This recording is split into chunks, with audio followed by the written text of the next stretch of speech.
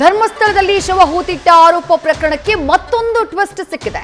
ಹೊಸ ಕಹಾನಿಯನ್ನ ಹೇಳಿದ್ದಾರೆ ವಕೀಲರು. ಏನದು ಕಹಾನಿ? ತನಿಖೆಯ ಮಧ್ಯೆ ಸುಜಾತಾ ಭಟ್ ಅವರ ಪರ ವಕೀಲರು ಹೊಸ ಆಕ್ಷೇಪವನ್ನ ಇಟ್ಟಿದ್ದಾರೆ. ಬಾಹುಬಲಿ ಬೆಟ್ಟದ ತಪ್ಪಲಿನಲ್ಲಿ ಹೊಸ ಮಣ್ಣನ್ನ ಸುರಿದಿದ್ದಾರೆ. ಸತ್ಯವನ್ನ ಮರೆಮಾಚೋಕೆ ಕೆಲ ಹಿತಾಸಕ್ತಿಗಳು ತೊಡಗಿದ ಹಾಗೆ ಕಾಣಿಸ್ತಾ ಇದೆ. 10 ಅಡಿ ಮಣ್ಣನ್ನ ಸುರಿದಿದ್ದಾರೆ ಅಂತ ಹೇಳಿ ಫೋಟೋನ ಬಿಡುಗಡೆ ಮಾಡಿದ್ದಾರೆ.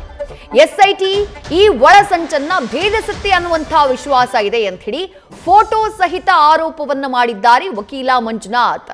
ಆ ಜಾಗದ ಫೋಟೋನ ಗಮನಿಸ್ತಾ ಇದ್ದೀರಿ. ಇದು ಸುಜಾತಾ ಭಟ್ ಅಂದ್ರೆ 2003ರಲ್ಲಿ ಮೆಡಿಕಲ್ ವಿದ್ಯಾರ್ಥಿನಿ ಅನನ್ಯಾ ಭಟ್ ಧರ್ಮಸ್ಥಳಕ್ಕೆ ಬಂದು ನಾಪತ್ತೆಯಾಗಿದ್ಲು ಅಂತ ಹೇಳಿ ತಾಯಿ ಸುಜಾತಾ ಭಟ್ ಈಗೇನು ಆರೋಪವನ್ನ ಮಾಡಿದ್ದಾರೆ. ಆ ಪ್ರಕರಣಕ್ಕೆ ಸಂಬಂಧಪಟ್ಟ ಹಾಗೆಯೂ ಎಸ್ಐಟಿ ತನಿಖೆ ಮಾಡ್ತಾ ಇದೆ. ಈ ಸಮಗ್ರ ತನಿಖೆಯಲ್ಲಿ ಆ ಕೇಸ್ ಕೂಡ ಇದೆ. ಸುಜಾತಾ ಭಟ್ ಪರ ವಕೀಲರಾಗಿರುವಂತಹ ಮಂಜುನಾಥ್ ಅವರು ಈ ಫೋಟೋನ ರಿಲೀಸ್ ಮಾಡಿರೋದು. ಈ ಹಿಂದೆಯೂ ಅವರು ಈ ಎಸ್ಐಟಿ ತನಿಖೆಗೆ ಸಂಬಂಧಪಟ್ಟ ಹಾಗೆ 2-3 ರೀತಿಯ ಆಕ್ಷೇಪಣೆಗಳನ್ನ ಇಟ್ಟಿದ್ರು, ಮಾಹಿತಿಗಳನ್ನ ಕೊಟ್ಟಿದ್ರು. ಈಗ ಅವ್ರು ಹೇಳ್ತಾ ಇರೋದು ಆ ಬಾಹುಬಲಿ ಬೆಟ್ಟ ಏನಿದೆ ಅದರ ಕೆಳಭಾಗದಲ್ಲಿ ಹೊಸ ಮಣ್ಣನ್ನ ತಂದು ಸುರಿಯಲಾಗಿದೆ. ಇದು ಬಹಳ ಅನುಮಾನಕ್ಕೆ ಕಾರಣ ಆಗ್ತಾ ಇದೆ.